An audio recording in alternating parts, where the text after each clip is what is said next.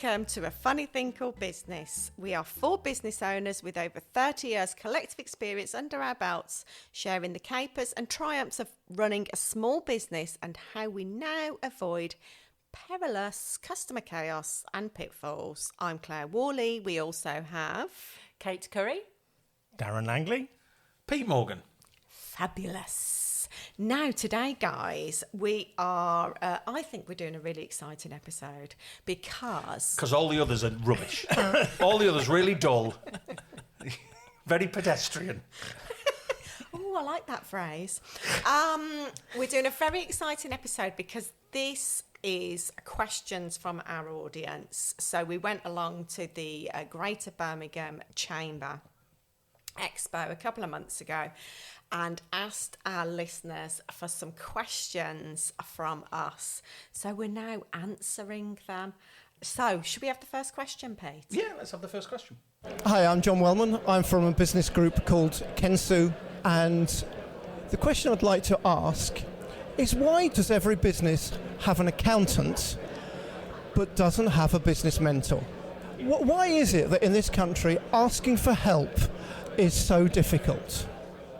I mean, I love that question for obvious reasons, because he's doing my job for me. But I love the second part of his question about why is asking for help so difficult. Yeah. So I suggest that we start there because I don't know about you, but I see it lots. Perhaps I'm a coach. People find it really hard to kind of put their hand up and say, I need your help. Lots of times it takes people years to get to that point of coming and asking for help. So why is it so difficult? I think there's the immediate thought is there's that kind of testosterone-fueled shame of not being able to do everything yourself. But I think shame folds into it no matter whether or not you fuel by testosterone, that people think there's a failure linked to going, I don't know how to do this, or I am struggling to do this. Can somebody help me? And I've spoken to VAs about it, and they say the same, is that people kind of come to them almost kind of cloak and dagger of, Yeah. I can't do this. Can you do this? Thanks. Yeah, so true. I've done quite a bit of work on this through helping my clients ask for help and know when to delegate, when to pass things over. And I love Brené Brown. Have you heard of her? Yeah. And she did a TED talk on the power of vulnerability. And just the fact that this talk has got 20 million views says all that needs to be said about how hard it is for us to put our hand up and say, we need a bit of help. But when you do, so many doors get opened. There's a contact of mine who's someone I've known for years. He's been in business for years and years. And I was talking to him about business coaching, and I think it was just after he met you actually that he said this. He said, well, I don't know, I don't believe in that kind of thing. You either know it or you don't. Yeah. Was his words. I was like, well, no, because you don't know what you don't know. Yeah. You know what I mean? Sometimes. So, you've got to sort of get it out there and get it out of your own head and realise what you don't know and work on that, So, so I did disagree with him on that one, but yeah. Well, I mean, that's just bonkers, and it's safe you don't know it. Well, then, right. Yeah. So why do business owners have accountants? I mean, not every business owner has an accountant, do they? Lots of people still do their accounts. There's a lot of accountants themselves, who probably don't have an accountant. Yeah, which blows my mind. So why don't they have business mentors? Because they think they should just already know it. Yeah, maybe. And also, I thought the first time you told us that you had a business coach, being a business coach yourself, I thought, huh? But then it's like, actually, no, of course that makes perfect sense. Yeah. It's just, so yeah, it's, it makes perfect sense. I think it took me a long time to tell people, though, that I have a business coach, because I was like, people are going to be like, but she should know. She's exactly. a coach. That's right. But in other things, people have coaches at the top of their game, don't they? Yeah, like, everybody who's at the top of their game has a coach. Yeah, like tennis players, like you wouldn't be at the top of the game without a coach or without. I mean, they have like a huge team and entourage around them now. But it's only them on the court. That's all you see, but you don't see all the support they get behind them. Absolutely, And yeah. maybe it's just the thing in business, you just feel like you're expected to just get on with it. Yeah, and That's a maybe good maybe point, it is a bit of a British thing. We're a bit British to to ask for help, and we just want to be like, oh no, I'll just politely just struggle. I'll just struggle on. That's right. I mean, like, I'm sure, Harry Kane and all these footballers, they have their own coaches and all that. But it's like, you wouldn't turn around to them and say, well, I don't believe in all that because, you don't know it already, Harry, at this stage. You're not going to know it. Exactly. Not visit we'd never see. Well, I think there's a difference between a coach and a mentor. Yeah. I think so. Clare is my business coach, and she's very good at it and good at helping me out and finding direction and giving me focus on things in the business. But there's times when I think having a business mentor, someone that almost kind of, I want to say like a chairman. It's almost like someone that you can go to with the business and go, I'm thinking of doing this with the business, and it isn't maybe they work in the same industry, or maybe it's like, for me, there's a friend of mine called Ed who I worked in radio with, and I've often thought of asking him to be a business mentor. He's not a coach. He can't coach. That's not what he can do.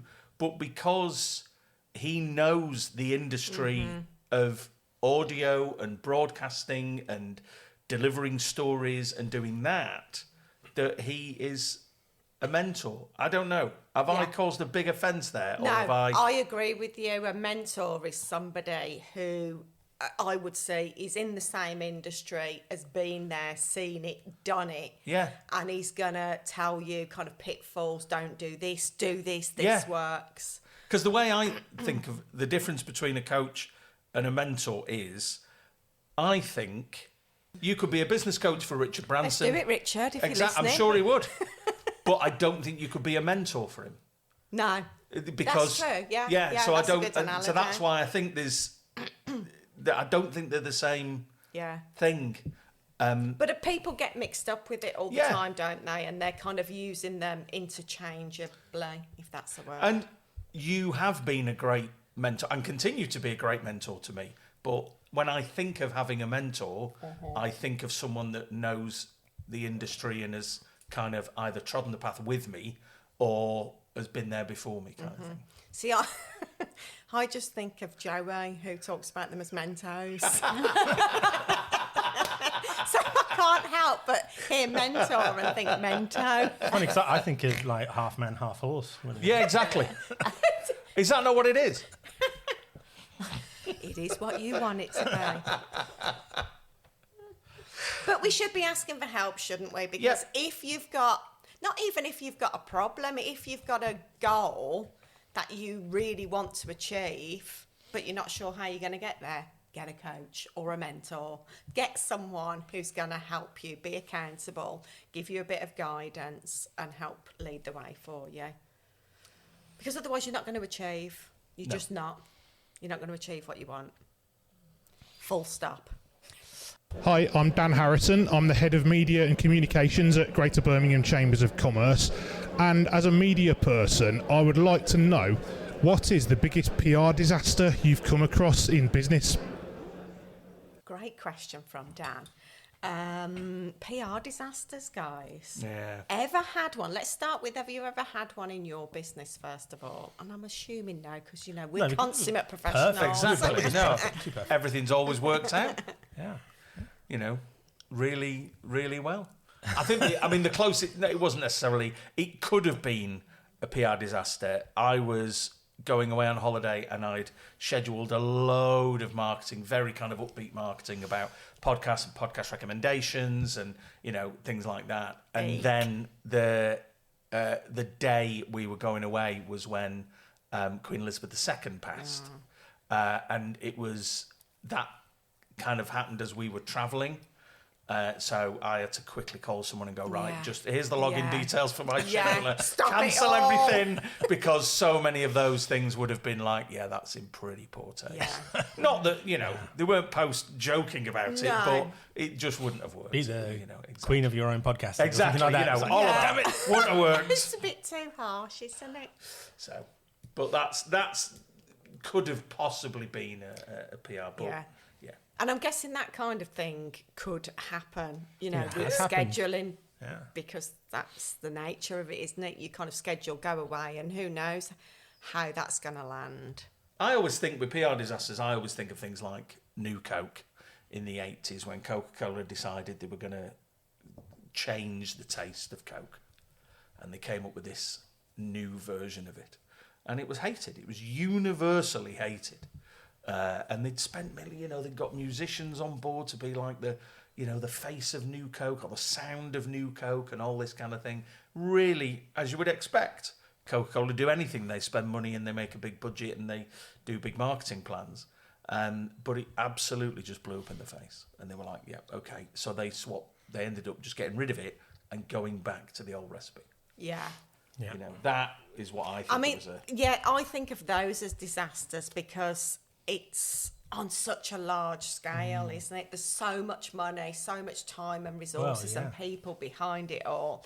And then it flops. I mean, that's egg on lots of people's faces. I've got another one like that actually, which is Nokia when they launched the Nokia. The good old days. Well, yeah, I mean, these weren't the good old days. It's like 2011. Okay. So the latter stages of Nokia's existence, but they launched the Lumia phone, the Nokia Lumia, which in the third most spoken language in the world, Spanish, Lumia means prostitute. So it's like, it doesn't take too much to just double check before you go launching a big phone brand. I don't think that was the reason it was a disaster, but it probably didn't help in Spanish-speaking countries. But to me, got a prostitute in my pocket. Some people might be quite happy with that. Yeah. Or are you just happy to see me? But that must happen a lot as well, mustn't it? With the companies that are global. Surely it's someone's job to check all those new brand names. Well, you must have to do it quite a lot when you're coming up with new brands to check. Is it used somewhere else? I do always wonder if Walker's crisps must mean something rude because they're called Lays in Spain. Oh, yeah. I'm just like, what does Walker's mean? I always think, but I never think to like Google Translate it. Oh, yeah. Yeah, maybe it's a different kind of prostitute. I don't know. Streetwalkers. Right, they don't all mean prostitute. Not all brands mean prostitutes. Virgin definitely doesn't. Yeah. I think one of my favourite PR stories, and it's fairly recent, was when KFC ran out of chicken. And I thought that was a really, really good one because, and I think that this doesn't always work, but I think if you can deal with a disaster with a degree of humour, then people will forgive you for it. They were so lucky that all those rats were hanging around the bins around the back. But they put an ad out afterwards with just a picture of an empty bucket and the logo, but they'd rearranged the lettering so it just went FCK instead of KFC. And then brilliant. With just a few little chickeny crumbs, I just said, "We're sorry. We're really, really sorry." That's clever. And it's just all of a sudden, it was like, "That's fine. We forgive you." I think I wouldn't go there anyway. But it's how you handle a disaster. Yeah. Like that. That's exactly. I think that's the thing, 100%. And how you turn it around into good news. And that happens, I think, for businesses like ours when you get reviews or whatever, and people leave you a negative review. Yeah. Publicly, it's how you respond to that, isn't it? Yeah. Really? Yeah, because there's that. Isn't there? There's some kind of like chip shop or something in Torquay that's got on their marketing, yes. According to Andrea, it's the worst chip shop she's ever been to.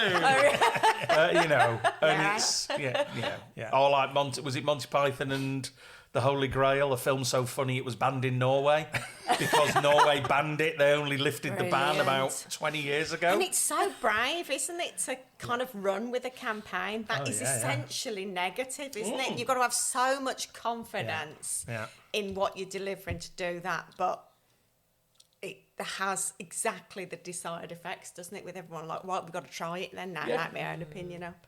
I love it. So I'm wondering if Dan Harrison from Greater Birmingham Chamber of Commerce has had a PR. Dan, let us know. This episode is brought to you by United Carpets Flooring and Bedding, a flooring store specialising in carpets, rugs, vinyl and wood flooring, plus beds and mattresses. Check out their stores in Birmingham and in Mere Green, Sutton Coldfield, as well as 68 other stores around England. Share this podcast on your socials and you'll be entered into a prize draw for a £50 discount at United Carpets. Plus, Naeem Arif will gift you his books on customer experience that share current best thinking from 20 plus international customer service professionals to achieve impact and visibility through world-class best practice customer service. Check out United Carpets Flooring and Bedding, unitedcarpetsandbeds.com.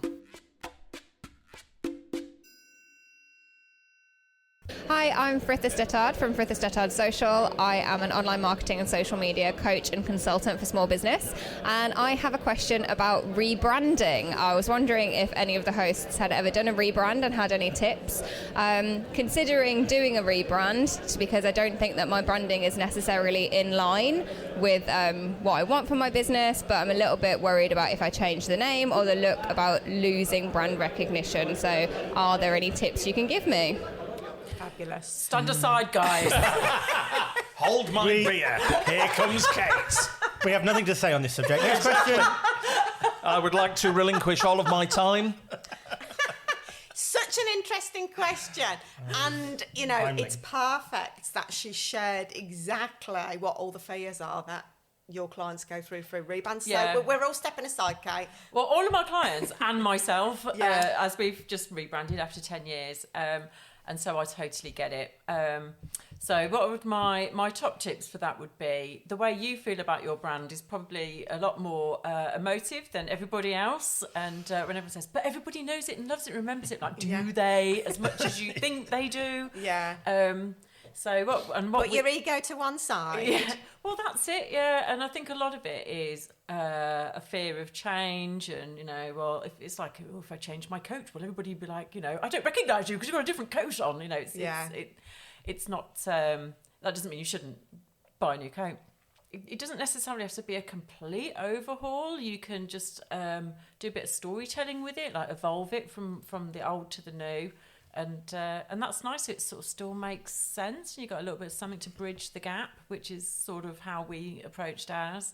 Because I spent 3 years trying to think of a company name, and everything was either taken or just ridiculous. Yeah. Like, I can't be a polka dot kangaroo in I don't know, on the moon. So it was really difficult. But I do feel her pain.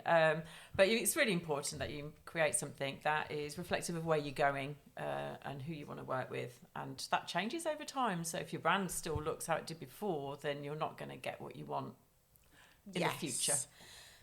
Brilliant. So what would you say to someone who is thinking about rebranding? What are the signs that you need a rebrand?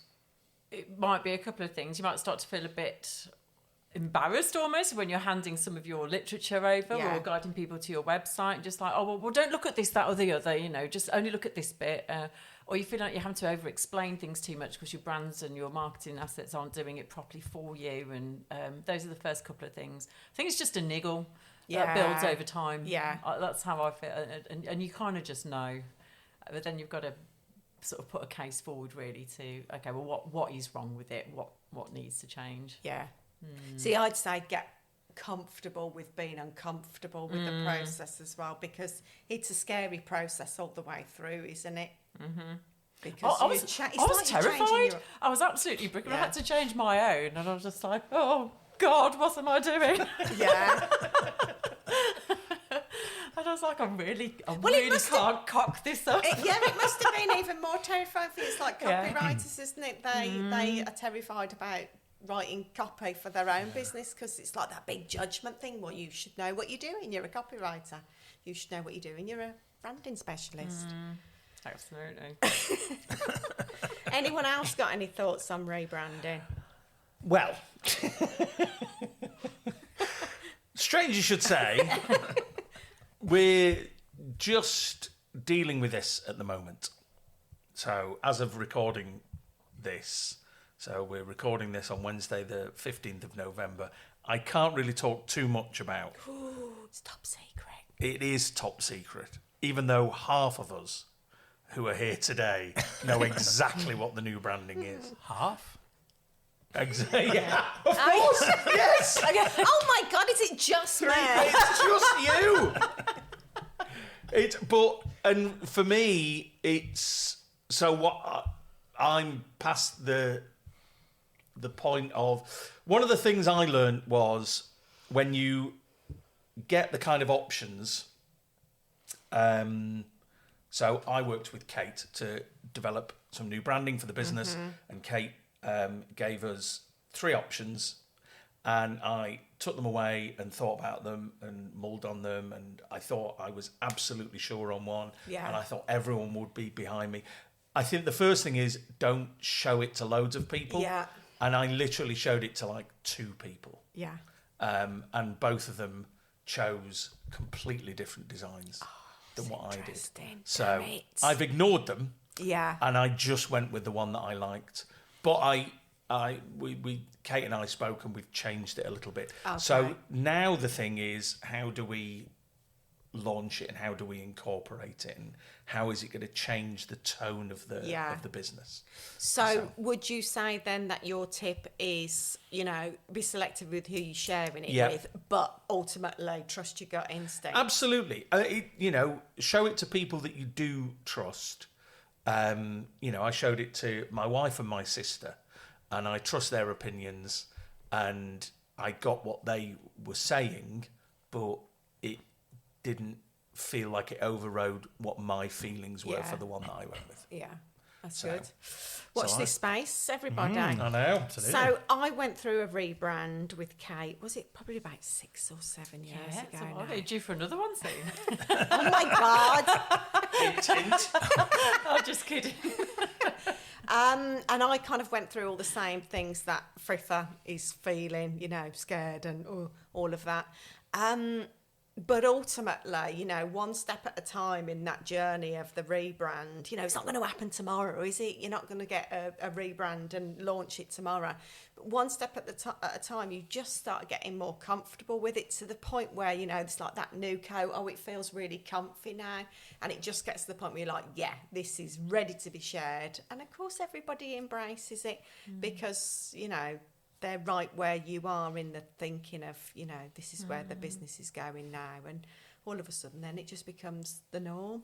And then after you've launched it, I'm sure you found this for a while, occasionally your old brand will pop up somewhere. You're My God, it's horrible. How did I sit with that? Well, I had mine for 10 years, I think. And I look back at it now and I'm like, it's well embarrassing, man. Well embarrassing.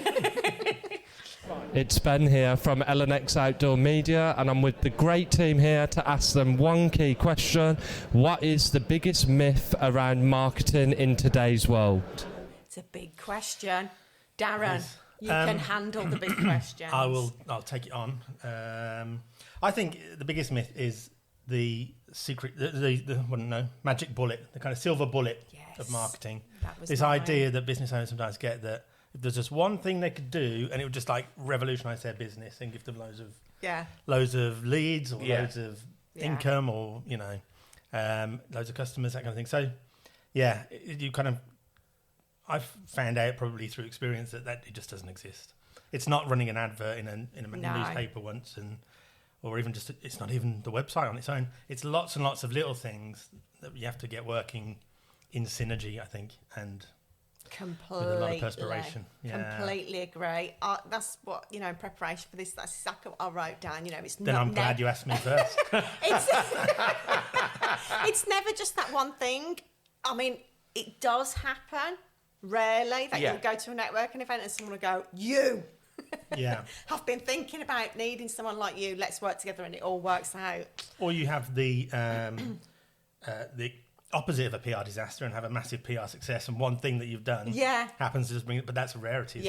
And then if you try to replicate it, it's not going to work for a second time. No. I see marketing as a bit like Mr. Messy from the Mr. Men books. It's like always a little, route of someone that's, they've seen you at a networking event, they've heard someone talking about you, and then they saw you write something on LinkedIn, and, I might work with her a year later.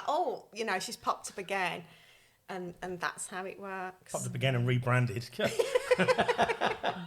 Spent thousands. I still can't get over the number of posts or sponsored posts I see on like Instagram and Facebook and TikTok saying, you know, here's the magic thing that you need to be doing when marketing your business. Nah. Download this ebook. Exactly. For 50 tips. Answer to I've got about 30 or 40 of these ebooks now, and none of them, you know, I'm on so many mailing lists now, and none of them are right. No. So many people have my bank details. It's ridiculous now.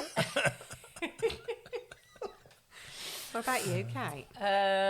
Biggest myth is perhaps like marketing is not sales, and I think with marketing the biggest thing is if your marketing message is not peddling your goods but really selling your values and who you are as a company and, you know, imparting a bit of knowledge or something like that, I think that's a much more powerful marketing strategy than if you're just like, buy this. Yeah. I think that's one of the biggest things, because as soon as even if you're at a networking event or something, if somebody comes up to me and just starts trying to sell me something, it's instant shutters go down. Yep. I'm just like, and I have to. Well, I'm too British to just go away, but I have to just sort of see the yes, I would love conversation one. at the end first, and then go, I'm going to speak to them now.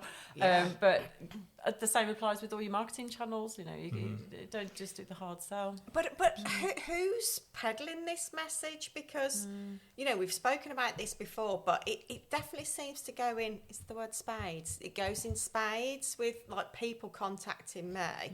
Someone's, just this morning, tried to connect with me on LinkedIn. I could tell it was going to be a sales thing, so I didn't connect.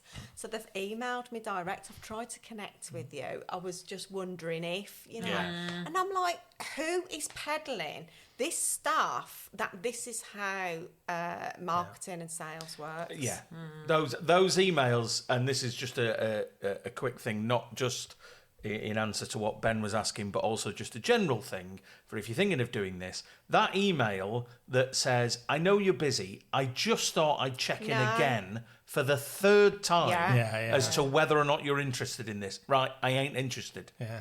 You know, stop emailing me. Yeah, it feels like stalking. Absolutely. To Someone a said, point. someone in an email I think I had yesterday that said, out of professional persistence, I'll just try you once more. It's like, that ain't professional, mate. No. Yeah. They called you professional. They know. called in the email, they said, out of professional persistence, I'll just try you one more time. It's like, What a turn off as well. Persistence. Who wants to be persisted? yeah, exactly. Is I that... don't even know if that's even a word. But if it is, I don't want it. I don't want it. Do you know, I was persisted.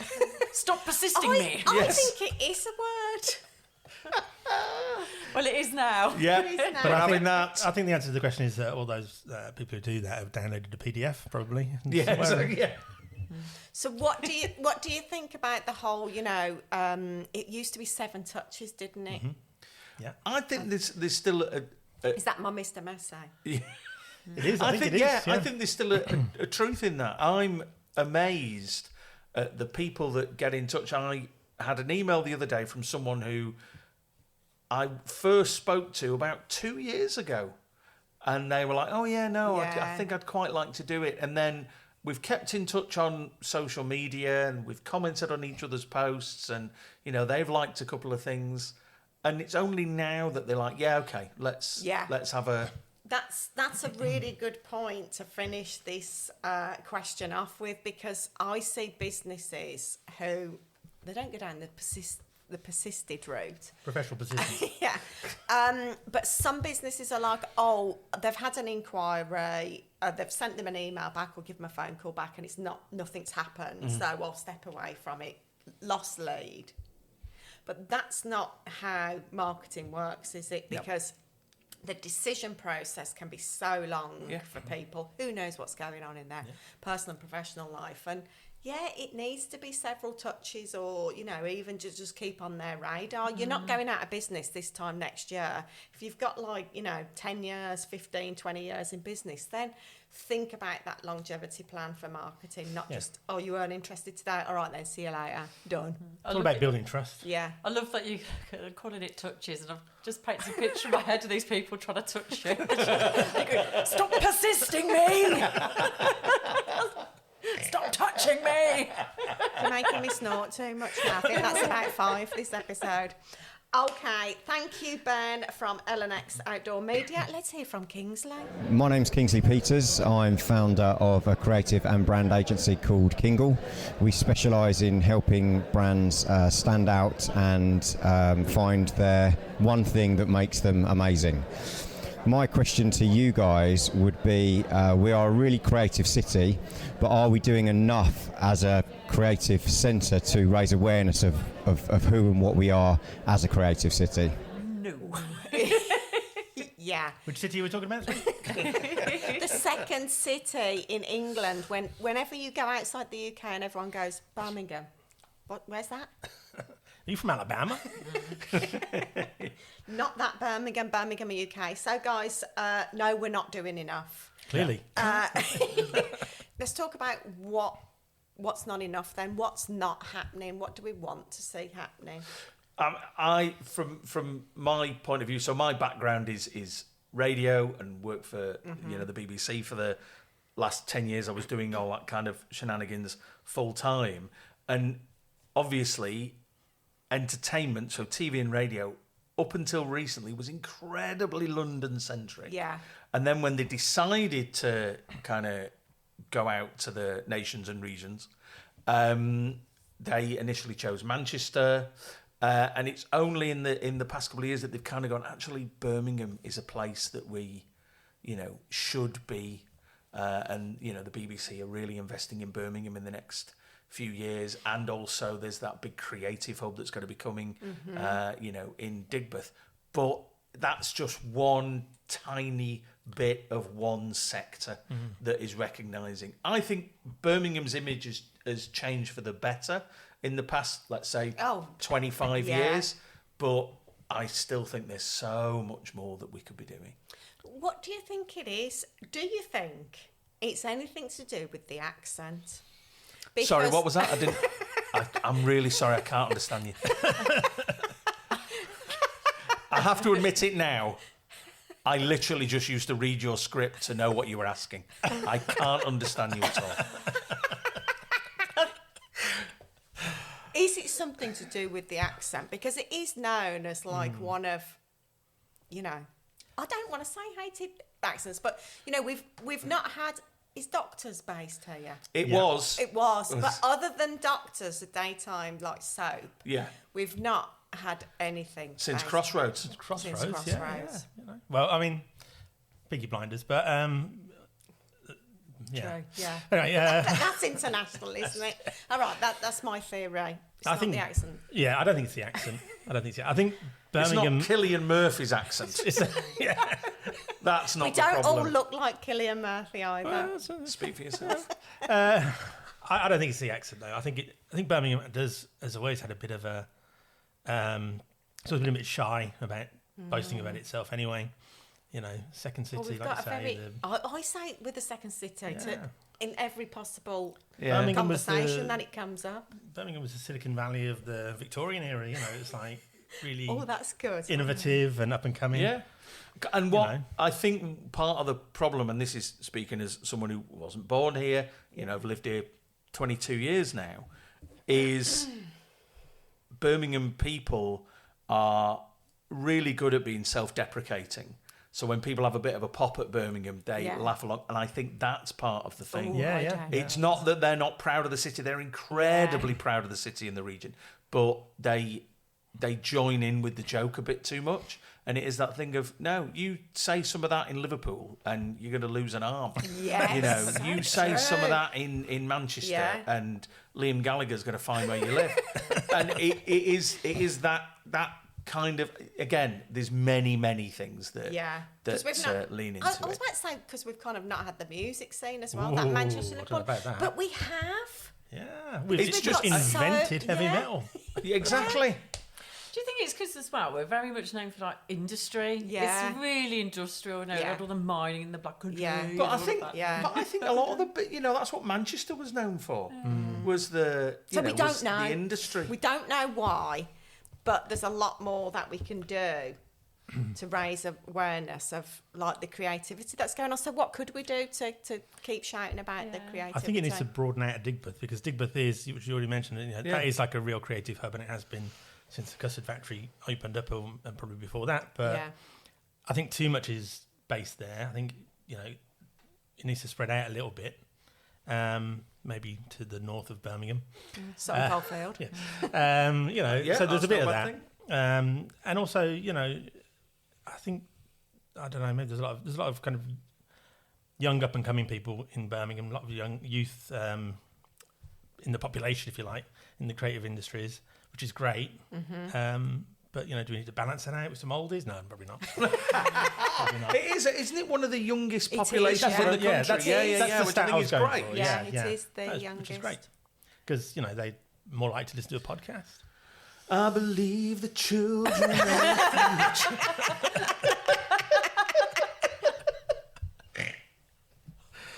Perfect timing. So, Kingsley, we in summary, we're not doing enough to raise the awareness of how much of a creative hub we are. There's definitely more we can be doing.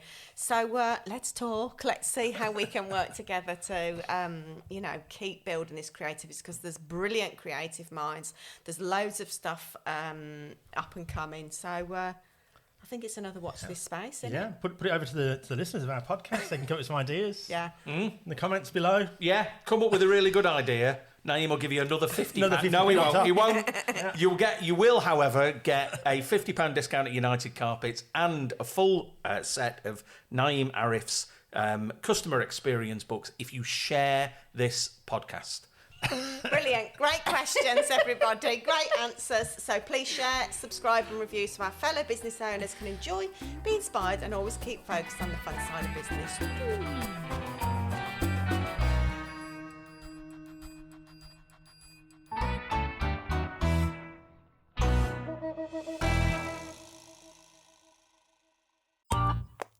This has been a Monkey Pants Productions podcast.